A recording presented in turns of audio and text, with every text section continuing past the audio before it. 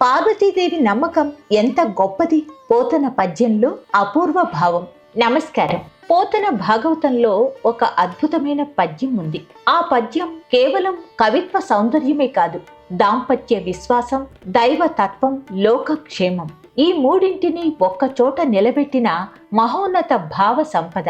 ఆ పద్యం ఇదే. మృంగిడి వాడు విభుండని, మృంగిడియు గరళమని, మేలని ప్రజలకు మృంగుమని సర్వమంగళ, మంగళ సూత్రంబు నెంత మది నమ్మినదో.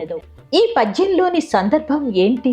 క్షీరసాగర మదనం జరుగుతుంటే దేవతలు దానవులు కలిసి అమృతం కోసం సముద్రాన్ని మదిస్తున్నారు. కానీ అమృతం రాకముందు బయటకు వచ్చింది భయంకరమైన కాలకూట విషం. ఆ విష ప్రభావం అంతటి తీవ్రమైంది, అది లోకాలనన్నిటినీ దహనం చేయగలదు. దేవతలు భయంతో వణికిపోయారు. సృష్టి అంతా ప్రమాదంలో పడిపోయింది. అలాంటి సమయంలో ముందుకు వచ్చినవాడు పరమశివుడు. లోక రక్షణ కోసం ఆ ఘోర విషాన్ని తానే మింగాలని నిర్ణయించుకున్నాడు. ఇదే శివతత్వం.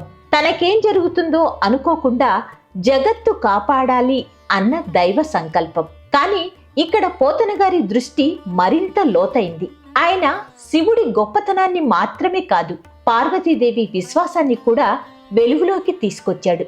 మింగేది విషమే అని తెలుసు, మింగేవాడు నా భర్త అని కూడా తెలుసు. అయినా ఇది లోకానికి మేలు చేస్తుందని తెలిసి మింగు అని చెప్పగలిగిన సర్వమంగళైన పార్వతి తన మంగళసూత్రంపై, తన భర్త మహిమపై ఎంతటి నమ్మకం ఉంచిందో ఇదే ఈ పద్యం హృదయం. ఇక్కడ మంగళసూత్రం అంటే కేవలం మెడలో ఉన్న తాడు కాదు, అది భర్తపై నమ్మకం, దాంపత్య పవిత్రత, ఆధ్యాత్మిక ఐక్యం, జీవిత భాగస్వామిపై అచంచల విశ్వాసం. పార్వతీదేవి భయపడలేదు, ఎందుకంటే ఆమెకు తెలుసు శివుడు సాధారణుడు కాదు, జగదాధారుడు, విషాన్ని మింగిన లోకాన్ని కాపాడగల విభుడు. ఈ పద్యం మనకేం నేర్పుతుంది? జీవితంలో గొప్ప పనులు చేయాలంటే ధైర్యం ఒక్కటే సరిపోదు, మన వెనుక నిలిచే ఒక విశ్వాసం కావాలి. శివుడికి పార్వతి అలాంటి విశ్వాసం.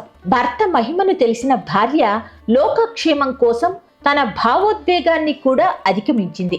అందుకే ఈ పద్యం కేవలం పురాణ సంఘటన కాదు, ఇది విశ్వాసానికి ప్రతీక, ఇది త్యాగానికి ప్రతీక, ఇది దైవ దాంపత్య మహిమకు ప్రతీక.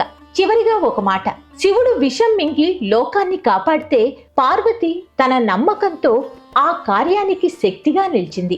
అందుకే మహిమ శివుడిదైతే ఆ మహిమ వెనుక ఉన్న నిశ్శబ్ద బలం పార్వతిదే. శివుడి గొప్పతనం విషం మింగటంలో ఉంటే పార్వతీదేవి గొప్పతనం ఆ విషం మింగే శివునిపై నమ్మకంలో ఉంది. నిజమే కదా?